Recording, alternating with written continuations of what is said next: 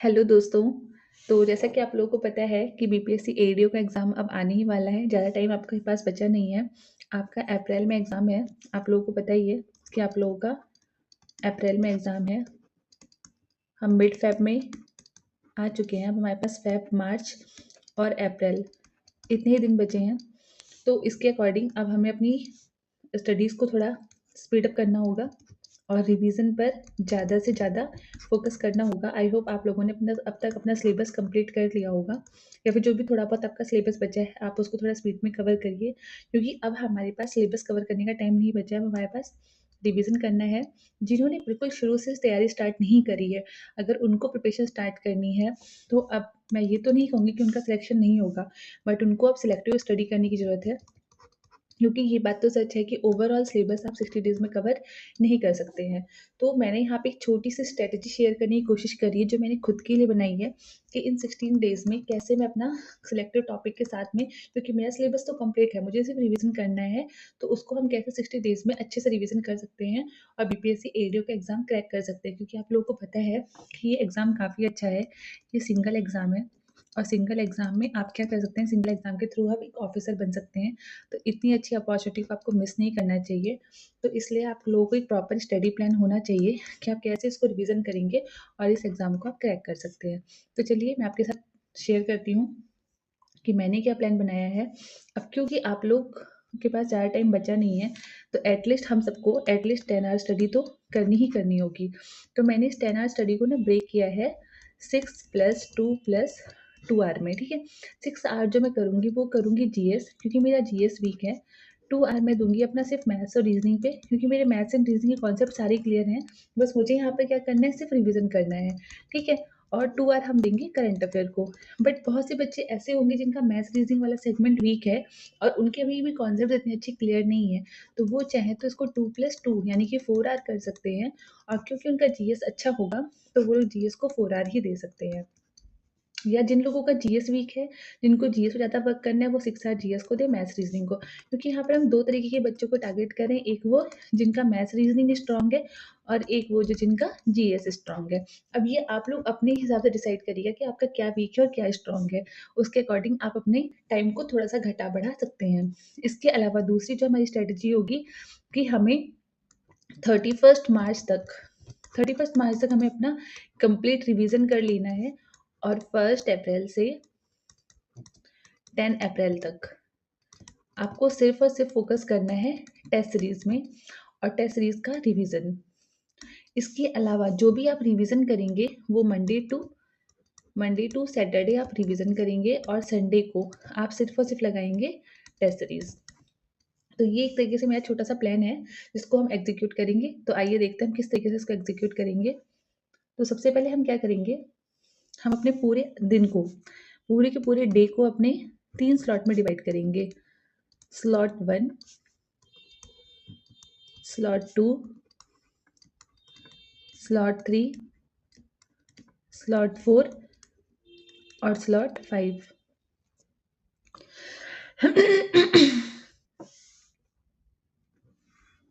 और इसी तरीके से इनको 5-5 स्लॉट में डिवाइड करेंगे।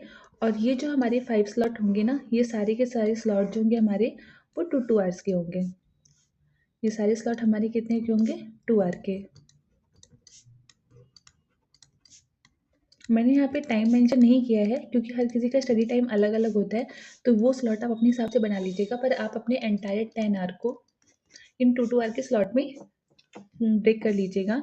उसके अलावा आपका day Monday, Tuesday, Wednesday, Thursday, Friday, Saturday और संडे। अब स्लॉट 1 में आप क्या करेंगे, जैसे कि सपोज़ हम हिस्ट्री से स्टार्ट करते हैं और मैंने फर्स्ट डे क्या किया, एंशिएंट हिस्ट्री किया।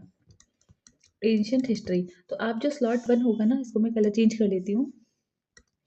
आप अपना जो स्लॉट 1 होगा उसको ब्रेक करेंगे हिस्ट्री प्लस ज्योग्राफी में, स्लॉट 2 को करेंगे पॉलिटी प्लस इकोनॉमी में, स्लॉट 3 को करेंगे साइंस प्लस बिहार स्पेशल में, स्लॉट इसको करेंगे आप मैथ्स प्लस रीजनिंग में और स्लॉट 5 करेंगे आप करंट अफेयर में, ठीक है?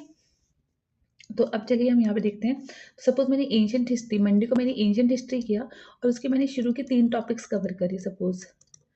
जैसे कि अब मान लीजिए आपने किया स्टोन एज किया आपने, आईबीसी और वैदिक एज। किसी ने आपने कर लिया बुद्धिज्म एंड जैनिज्म। फिर आपने कर लिया मौर्य और गुप्ता पीरियड। और उसके बाद आपने कर ली साउथ इंडियन किंगडम से इतना नहीं आता, वो आपको आपने एंटायर कर लिया।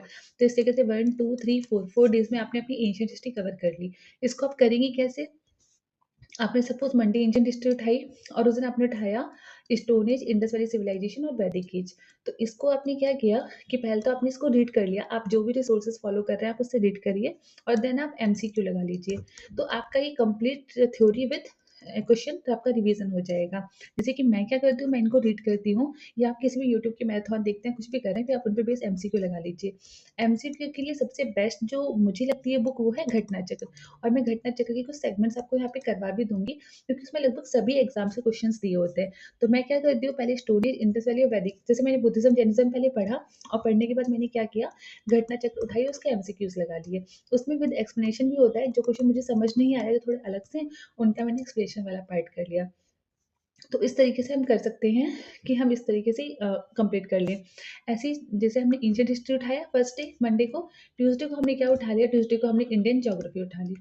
अब इंडियन ज्योग्राफी सपोज हमने फिजियोग्राफी ऑफ इंडिया किया, फिजियोग्राफी ऑफ इंडिया किया, उसको पढ़ा, फिर हमने घटना चक्र उठाई और घटना चक्र से हमने उसके एमसीक्यू सॉल्व कर लिए। तो हमारा वो टॉपिक सेम डे पे कवर हो जाएगा। तो इस तरीके से हम कंप्लीट कर सकते हैं। और इसको हम क्या करेंगे, इसका मैं टाइम जो होगा वो मैं अलग में बताऊंगी। ऐसे हमने पॉलिटी लिया, इकोनॉमी लिया। सपोज हमने पॉलिटी का क्या किया, पॉलिटी के हमने फंडामेंटल राइट्स करे, उसको पढ़ा और उसी दिन उसके एमसीक्यू लगा लिए। ऐसे ही हमें सपोज इकोनॉमी था, इकोनॉमी का हमने 5 ईयर प्लान उठाया, 5 ईयर प्लान उठाया, या पॉवर्टी या अनएम्प्लॉयमेंट, कोई भी छोटा टॉपिक उठाया, उसको सेम डे पे कंप्लीट किया और हमने उसके क्या करे, एमसीक्यू लगा लिए। ऐसे ही साइंस में हम क्या करेंगे, सपोज हमने बायो ली और बायो का हमने सेल चैप्टर लिया, इसको पूरा कंप्लीट किया और उस पर हमने क्या करे, एमसीक्यूज लगा लिए। जैसे हमने ह्यूमन फिजियोलॉजी लिया, उसको कंप्लीट किया और उसी दिन हमने उसके एमसीक्यूज लगा लिए। अब ये डिसीजन आपका अपना खुद का होगा कि आपको किस दिन कितना टॉपिक लेना है और उसको कितना कवर करना है, क्योंकि हर इंसान की एफिशिएंसी अलग होती है और हर इंसान का पढ़ने का तरीका अलग होता है। तो आप कितना कवर कर सकते हैं, ये स्ट्रेटेजी मैं आप पे छोड़ रही हूँ, क्योंकि आप लोग खुद अपनी स्ट्रेटेजी बनाएंगे, अपने अकॉर्डिंग करेंगे। ऐसे ही स्लॉट 4 में सपोज हमने मैथ्स लिया, मैथ्स का हमने परसेंटेज टॉपिक लिया, उसपे हमने उसको कवर किया, उसपे हमने 50 टू 75 क्वेश्चन सेम डे पे लगा लिए। अगर आपके पास टाइम बचता है तो आप एक छोटा सा कोई रीजनिंग का टॉपिक, सपोज आपने ब्लड रिलेशन उठा लिया, उसके 10-15 क्वेश्चन कर लिए, तो इस तरीके से आप मैथ्स रीजनिंग करेंगे। और करंट अफेयर आप क्या करेंगे, आप मंथली उठाएंगे। जैसे कि अभी हम फेब में हैं, तो हमने जनवरी 2026 के करंट अफेयर कवर करे, फिर हमने फेब के ले लिए, देन हमने मार्च के ले लिए। इस तरीके से हम कंप्लीट करेंगे। तो चलिए अब हम इसका प्रॉपर प्लान देखते हैं।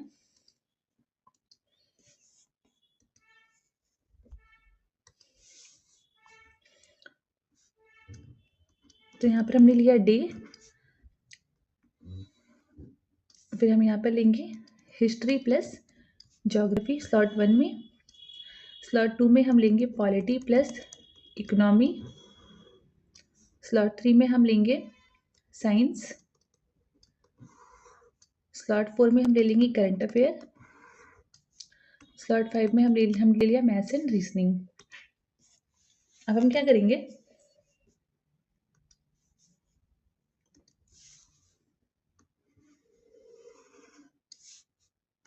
मंडे को हम करेंगे एंशियंट हिस्ट्री,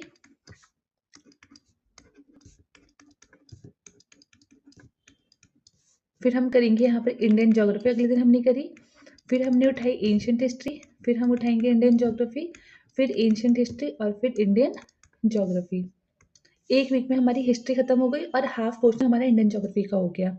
ऐसे हमने उठाई पॉलिटी, देन इकोनॉमी, फिर पॉलिटी, फिर इकोनॉमी, फिर पॉलिटी, फिर इकोनॉमी। साइंस में सपोज हमने एक दिन उठाया फिजिक्स, नेक्स्ट हमने उठाई केमिस्ट्री, फिर बायो, फिर फिजिक्स, फिर केमिस्ट्री और फिर बायो। करंट अफेयर में हम स्टार्ट कर रहे हैं जनवरी 2026, हमने इसको 3 डेज दे दिए। फिर हम उठाएंगे दिसंबर 2026, हमने इसको 3 डेज दे दिए। इस तरीके से हम कंटिन्यू करते रहेंगे। ऐसे ही मैथ्स में से हमने फर्स्ट उठाया परसेंटेज, फिर नेक्स्ट डे हमने उठाया प्रॉफिट लॉस, अगले दिन हमने उठा लिया रेशियो प्रपोर्शन, फिर हमने उठा लिया simple interest compound interest, next day हमने उठा लिया टाइम एंड वर्क। इस तरीके से अपने टॉपिक्स को क्या करेंगे, ब्रेक कर लेंगे। और रीजनिंग का साथ में सपोज हमने एनालॉजी उठा ली, सीरीज उठा लिया, ब्लड रिलेशन उठा लिया, सिलॉक्स उठा लिए। इस तरीके से हम अपने टॉपिक्स को ब्रेक करते रहेंगे। तो ये हमारा होना चाहिए। अब इसमें हमारा टाइम फ्रेम क्या होना चाहिए, हम उस पर देखते हैं। तो टाइम फ्रेम की अगर हम बात करें तो आप लोगों को 29 फेब तक आप लोगों को क्या क्या कंप्लीट कर लेना चाहिए। तो अकॉर्डिंग 29 फेब तक आपका ancient, medieval, Indian geography, polity के जो इम्पोर्टेंट टॉपिक्स हैं जैसे कि union territory, citizenship, fundamental rights, fundamental duty, DPSP. Eco में सबसे पहले आप स्टार्ट करिए जो इम्पोर्टेंट चीज़ें जैसे कि बजट, इकोनॉमिक सर्वे जो करंट का पार्ट है, बिहार बजट और बिहार का इकोनॉमिक सर्वे। उसके अलावा फिजिक्स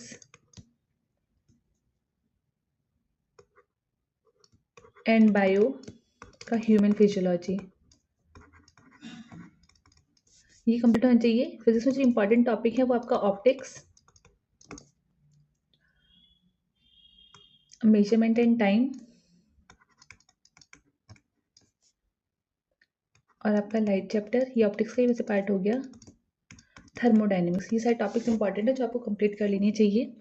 उसके बाद आते हैं हम लोग मार्च में।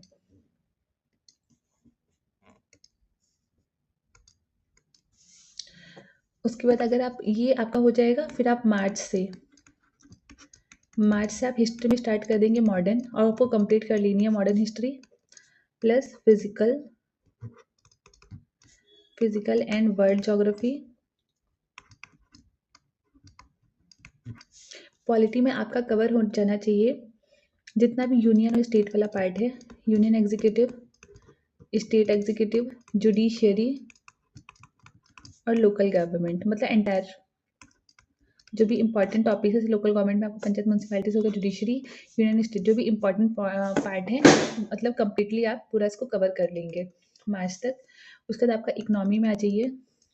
इको में जो भी आपकी इंपॉर्टेंट टॉपिक है, पॉवर्टी हो गया, अनएम्प्लॉयमेंट हो गया, उसके अलावा आपका 5 ईयर प्लान हो गया, नीति आयोग हो गया आपका, और कुछ इंपॉर्टेंट सेगमेंट्स जैसे कुछ इंपॉर्टेंट ग्राफ्स हो गए आपके, और भी जो जितने भी अदर इंपॉर्टेंट सेगमेंट्स हैं जो आपके एग्जाम्स में अक्सर पूछे जाते हैं, पीवाई का एनालिसिस करके आप देखना, वो आप कवर कर लेंगे। देन आप साइंस में आ जाइए। तो साइंस में आपके एंटायर केमिस्ट्री, बायोलॉजी, प्लांट वाली भी, प्लांट किंगडम कंप्लीट हो जाना चाहिए, एंड ह्यूमन का जो बचा हुआ पार्ट है। उसके अलावा आपका फिजिक्स में कुछ टॉपिक बच जाते हैं तो, और साथ में आप कोशिश करिए कि जो साइंस है वो 20 मार्च तक ख़त्म हो जाए। तो लास्ट के जो 10 डेज बचेंगे ना, उसमें आप अपना बिहार स्पेशल कवर कर लेंगे, बिहार स्पेशल। तो इस तरीके से आपका कंप्लीट हो जाएगा सारा सब्जेक्ट मार्च तक, टिल मार्च तक। इसके अलावा अब हम आते हैं करंट अफेयर पर।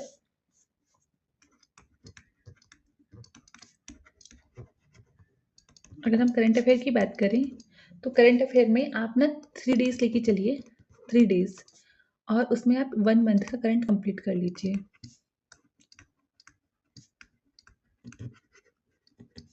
ठीक है, तो इस तरीके से आपको कितने मंथ के करंट कवर करने हैं, जनवरी टू दिसंबर, 12 मंथ आपके पास ये हो जाएंगे।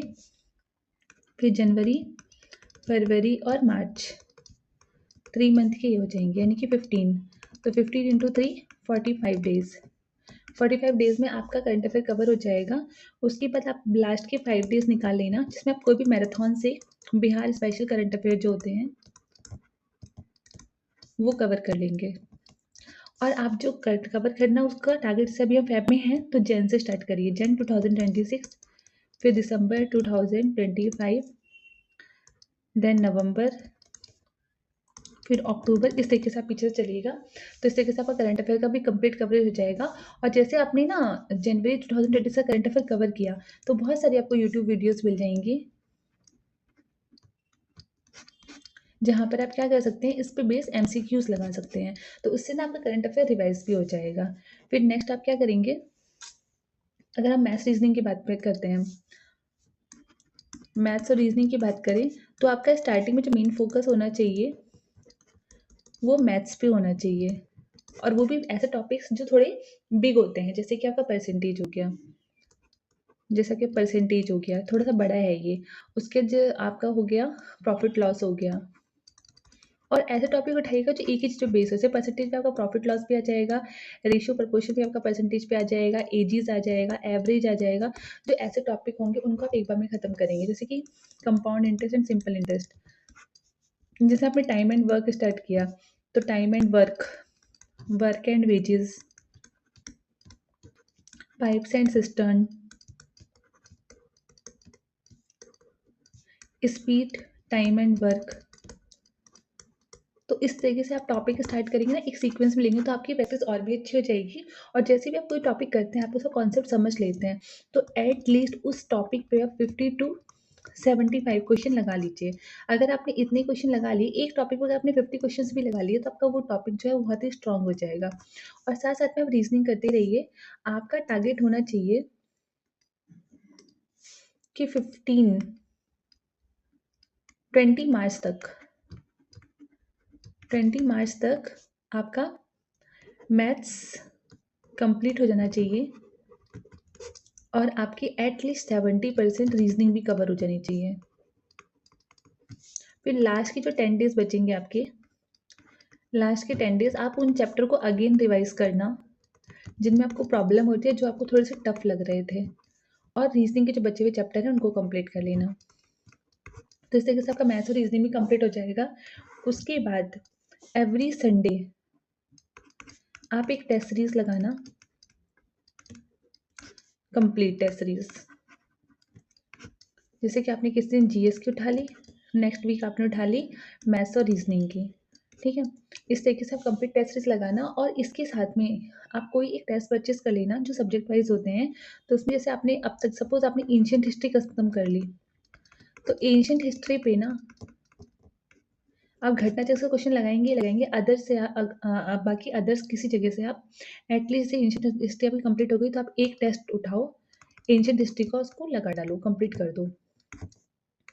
अगर उसमें 100 क्वेश्चंस हैं, तो आपको समझ में आ जाएगा कि आप एक बार एक कंप्लीट जब एंशियंट हिस्ट्री उठाएंगे, तो आपको समझ में आएगा आपको कौन सा टॉपिक वीक है, उसको आप चाहे दोबारा रिवाइज कर सकते। आपने मॉडर्न हिस्ट्री ली, मॉडर्न हिस्ट्री ली, और आपने इस पर टेस्ट लगाया, और आपको लग रहा है कि आपका गांधीयन फेज का जो क्वेश्चन है, गांधीयन फेज का क्वेश्चन आपका गलत हो रहा है, तो आप उसको रिवाइज कर लो, ठीक है। और ऊपर से आपका एक कंप्लीट अगेन रिवीजन भी हो जाएगा। तो इस तरीके से आपका देखो, अगर आप इस तरीके से देखें, तो आपका फर्स्ट रिवीजन, आपका जो फर्स्ट रिवीजन होगा वो घटना चक्र से होगा थ्रू एमसीक्यू। सेकंड रिवीजन आपका हो जाएगा टेस्ट सीरीज से, और आपका थर्ड रिवीजन होगा अगेन एमसीक्यू टेस्ट से, और फिर आपका जो फोर्थ रिवीजन होगा वो कंप्लीट मॉक टेस्ट, जो आप लगाना स्टार्ट करेंगे अप्रैल में। और इसमें आप एक दिन में 2 टेस्ट लगाएंगे ही लगाएंगे, क्योंकि आपका एक दिन में 2 एग्जाम होने वाला है, मैथ्स रीजनिंग का और जीएस का। तो आप इसी तरीके से 10 दिन लगातार कंटिन्यू प्रैक्टिस करेंगे, और इन्हीं 10 डेज में अगर आपका, हाँ यहाँ पे एक सेगमेंट रह गया आपका,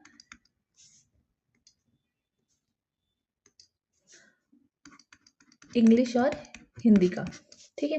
अगर आपका इंग्लिश और हिंदी स्ट्रांग है, ठीक है, तो फिर तो आपको क्या करना, जब आप वीकेंड पे, वीकेंड यानी कि संडे, संडे में जब आप टेस्ट लगाते हैं, उसका रिवीजन करते हैं, उसके बाद थोड़ा सा आपके पास टाइम बचेगा, तो आप 1 से 2 आवर का टाइम ले लीजिए, एटलीस्ट 2 आवर ले लीजिए, जिसमें 1 आवर आप इंग्लिश कर लीजिए, कहीं से भी आप सिंपल कोई मैराथन देख लियो या फिर आप क्वेश्चंस लगा लो या प्रीवियस ईयर क्वेश्चंस लगा लो। 1 आवर आप इंग्लिश कर लो और 1 आवर आप हिंदी कर लो। अब जैसे कि अगर आपको लगता है कि आपका हिंदी बहुत स्ट्रांग है, तो आप इंग्लिश का टाइम बढ़ा दो। आपका हिंदी काफ़ी स्ट्रांग है, तो आप अगर आपका हिंदी वीक है, तो आप हिंदी का टाइम बढ़ा दो।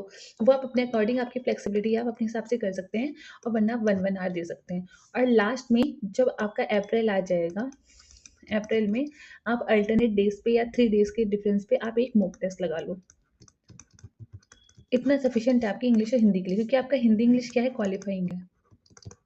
तो इस पे अपनी एनर्जी वेस्ट करने से बेटर है वो एनर्जी आप कहाँ लगाएँ, अपने मैथ्स रीजनिंग पर और जीएस पर।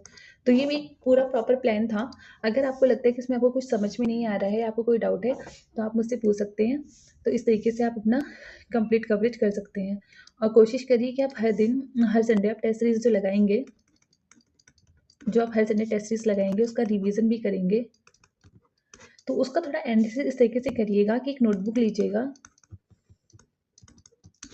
और उसमें आप नोट करिएगा कि आपका किस टॉपिक से क्वेश्चंस ज़्यादा गलत हो रहे हैं और जो क्वेश्चन रॉन्ग हुए हैं उनके भी नोट्स बनाना। ज़्यादा टाइम नहीं लगेगा। जो क्वेश्चन रॉन्ग हुए उनके नोट्स बनाना और इसके अलावा जो क्वेश्चन राइट है ना, उसके भी नोट्स बना लेना। तो वो आपको रिवीजन करने में हेल्पफुल रहेगा और जो रॉन्ग हुए उनको नोट्स बनाएंगे। और ये देख लेना कि किस क्वेश्चन से ना, किस टॉपिक से क्वेश्चन गलत हो रहे हैं, तो उन टॉपिक को एक बार आप अगेन शॉर्ट रिवीजन कर लेना। तो अगर आप इस तरीके से प्रैक्टिस करेंगे तो आपके एग्ज़ाम क्वालिफाई होने के चांसेस बढ़ जाएंगे। तो ये मेरा प्रॉपर प्लान था। All the best. ये पूरा प्रॉपर प्लान था और now all the best for exam and preparation also.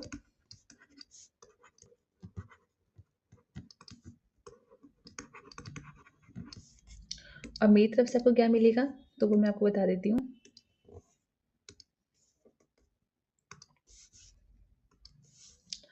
मैं कोशिश करूँगी, ट्राई करूँगी कि आपको मैराथन टाइप वीडियोस दूँ,